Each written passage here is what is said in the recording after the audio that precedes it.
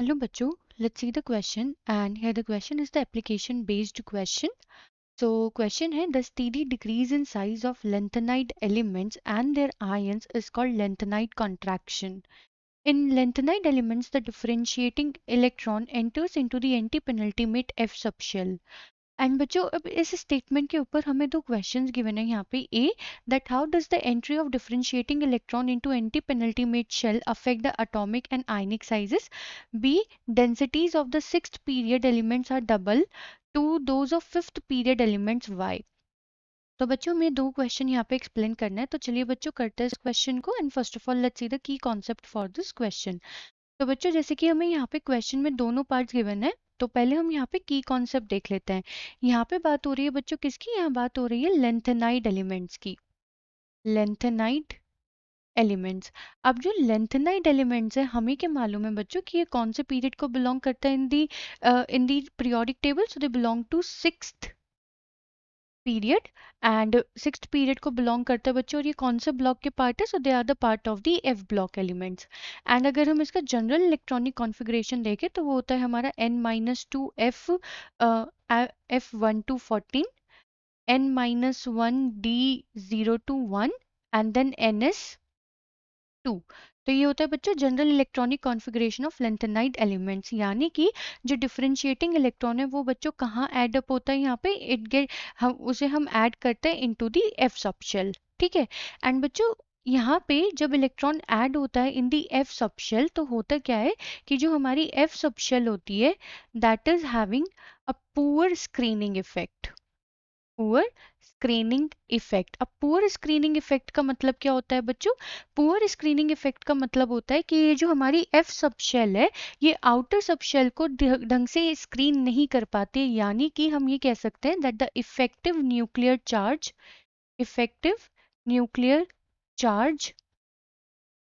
attracts outer shell मोर.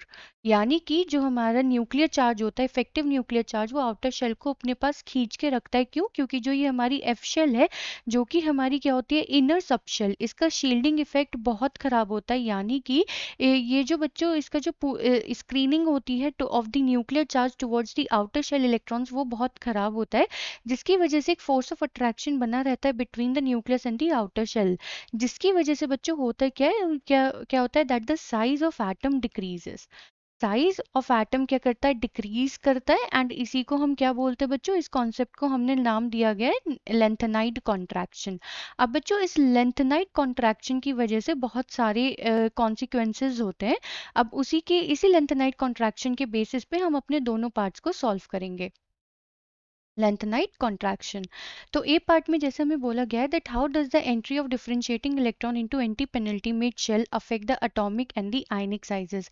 तो बच्चों ए part में हम यहाँ बात कर रहे हैं, यहाँ पे बात हो रही है सिक्स्थ पीरियड की and that is to be the lanthanoid series.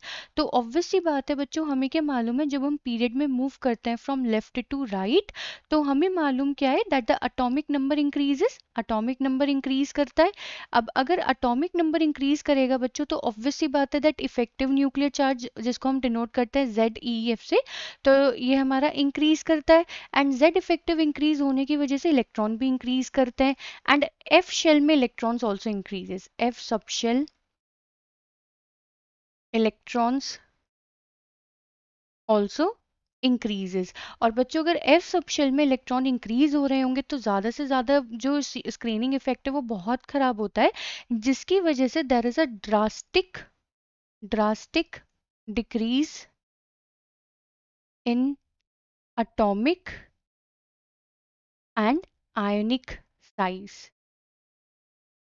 तो होता क्या है एक बार फिर से देखते हैं बच्चों, जब हम लेफ्ट टू राइट मूव करते हैं इन दी सिक्स्थ पीरियड तो ऑब्वियसली बात है एटॉमिक नंबर इंक्रीज करेगा तो Z इफेक्टिव भी बढ़ेगा and number of electrons in the F subshell भी बढ़ेंगे. यानी कि बच्चों अगर ज़्यादा इलेक्ट्रॉन होंगे तो क्या होगा, हमारा पुअर स्क्रीनिंग इफेक्ट होता है एफ सबशेल का, तो Z इफेक्टिव बढ़ने की वजह से वो क्या करेगा, वो जो हमारे आउटर शेल्स हैं उनको अपनी तरफ और ज़्यादा खींच के रखने की कोशिश करेगा, जिसकी वजह से हमें एक drastic decrease in atomic size या फिर आयनिक साइज देखने को मिलता है in the lanthanide lengthenite series and that is what we call it as a lengthenite contraction.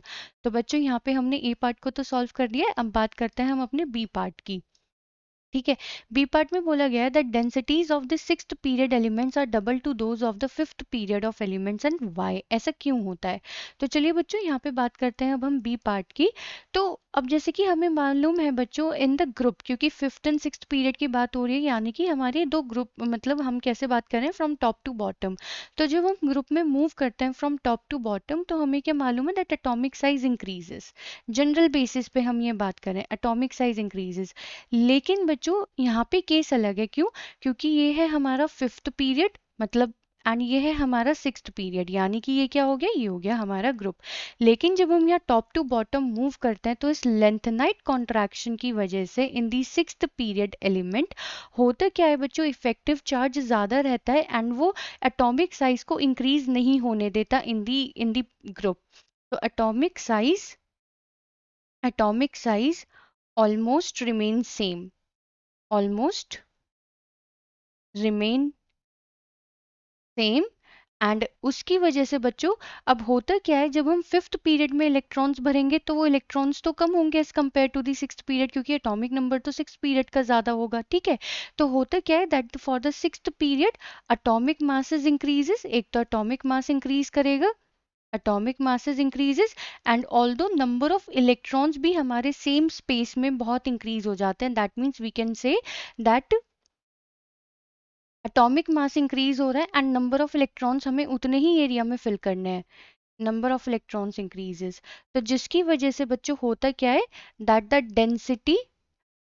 Density of the sixth period also increases. ठीक है, तो सिंपल सी बात है बच्चों, फिफ्थ से जब हम सिक्स्थ पीरियड की तरफ जाते हैं तो हम एक ग्रुप में मूव करते हैं फ्रॉम टॉप टू बॉटम। जब हम टॉप टू बॉटम मूव करते हैं तो बच्चों सिक्स्थ पीरियड में वही लेंथनाइट कॉन्ट्रैक्शन की वजह से होता क्या है, जेड इफेक्टिव ज़्यादा होता है, तो ये आउटरमोस्ट शेल को ज़्यादा फैलने नहीं देता, तो जिसकी वजह से फिफ्थ एंड सिक्स्थ पीरियड का जो एटॉमिक साइज है वो ऑलमोस्ट सेम रहता है। जिसकी वजह से होता क्या है बच्चों कि एटॉमिक नंबर तो बढ़ जाएगा, एटॉमिक मास भी बढ़ेगा, लेकिन जो उन्हें इलेक्ट्रॉन्स को फिल होने की एरिया मिलेगी, एक वॉल्यूम मिलेगी, वो कम मिलेगी। जिसकी वजह से बच्चों हमारी जो डेंसिटी है फॉर द सिक्स्थ पीरियड वो ऑलमोस्ट डबल होती है as compare to for the fifth period elements.